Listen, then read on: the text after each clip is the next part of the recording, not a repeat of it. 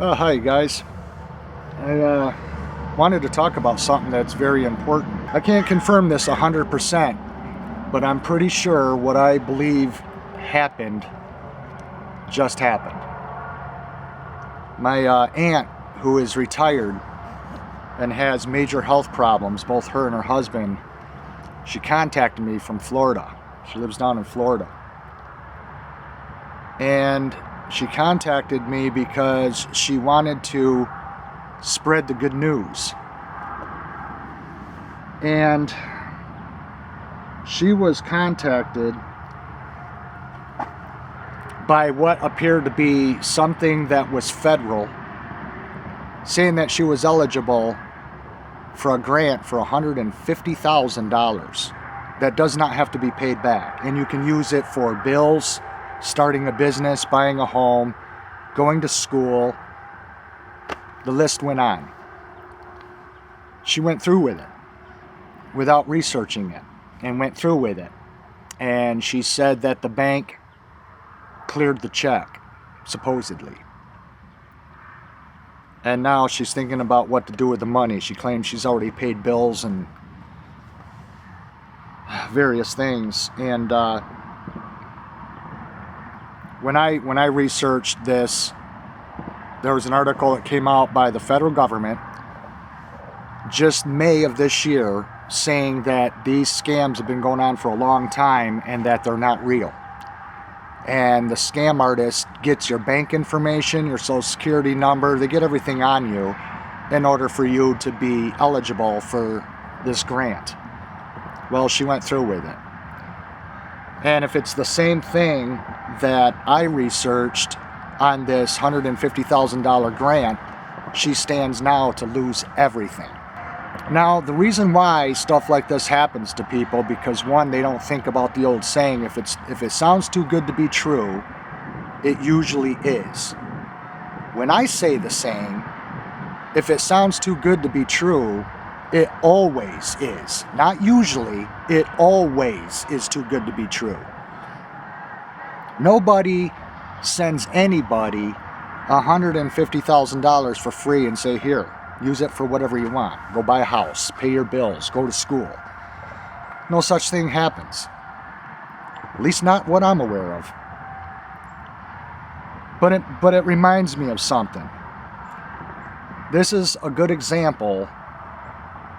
And I don't mean anything against my aunt and uncle. It's just that it's a good example that there are billions and billions of people on this planet.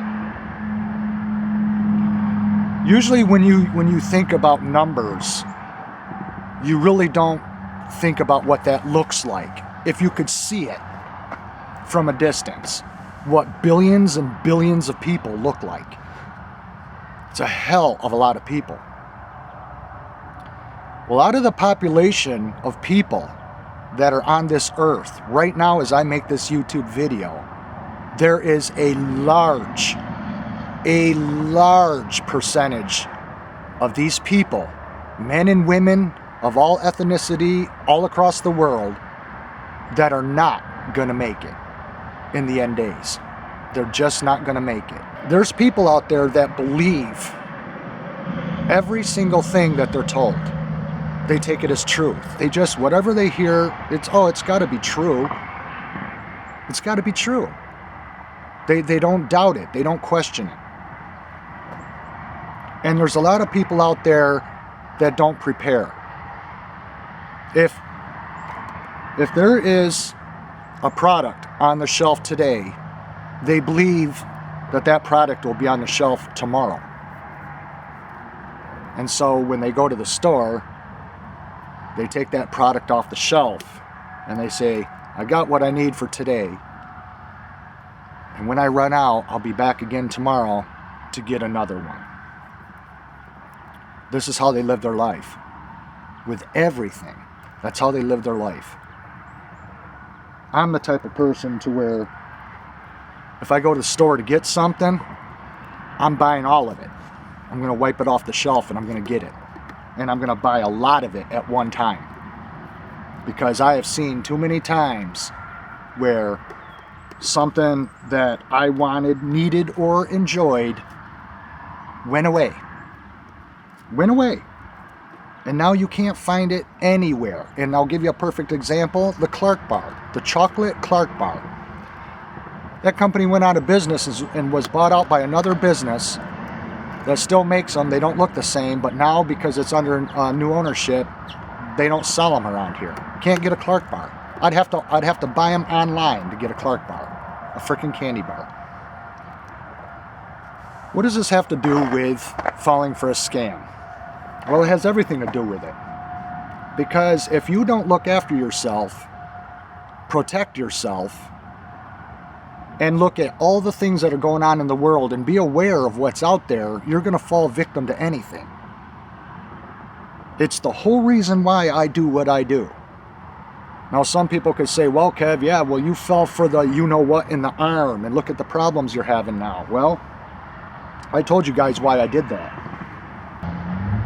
Because I was doing it as to be a guinea pig for other people, so they could ask me what happened, and then I could tell them, and then they could make an educated decision on whether they wanted to do it. I didn't care what it did to me. And yes, I'm having health problems because of it. But people out there don't prepare. Now, this van right here is home away from home. If something happened to my home, this is my backup. I can live in this van. And if something happened to the van, I know how to live in the woods because I've done it. So I've got backup to backup. But having things and knowing what to do, I carry in this van everything that I need to survive. I've got all my fishing gear in here. I've got all my camping gear in here. I've got survival gear in here. I've got fire starting equipment in the van. I've got cooking equipment in the van. I've got everything in here. Everything. And it stays in the van 24/7 all the time. Knowing how to fish, buying everything you're going to need for fishing, stocking up in lures, hook, line, everything. Having more than one fishing pole, more than one reel, having more than one cook set, having manual tools like can openers, stuff that don't rely on electricity, stuff that don't rely on batteries. Being prepared. Because even if this van didn't have an engine in it, I know enough farmers that would let me stay on their land to where they could tow this thing into the woods with an international tractor, and I could live in this van and lock it up. Doesn't even have to have an engine in it. And the body of this van, as you know, vehicles and junkyards last a lot longer than engines do. I could live in this van without even an engine in it. And this van is equipped with everything that I need. So when it comes to the difference of how other people do things, like Sandy and I each have our own vehicle. Sandy's got a car to drive, but could she live out of it? Could she sleep in it? No, it's too small. It's right here behind the camera. It's just a tiny little Toyota Corolla. Whereas my set of wheels, it's like an RV. It's a home away from home. That's the difference. You can either drive something that's just something that gets you to the bank and to the store, or it also doubles as a home.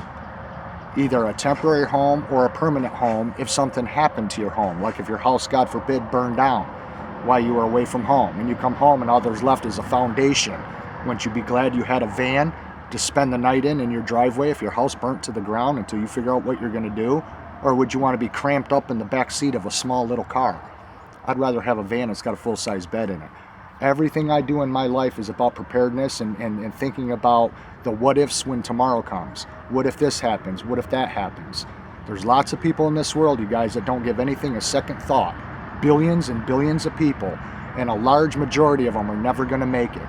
They don't know anything about survival. A lot of people out there, millions of people out there, have never lit a fire. They don't know how to get a fire going. They don't know how to fish. They've never gone camping.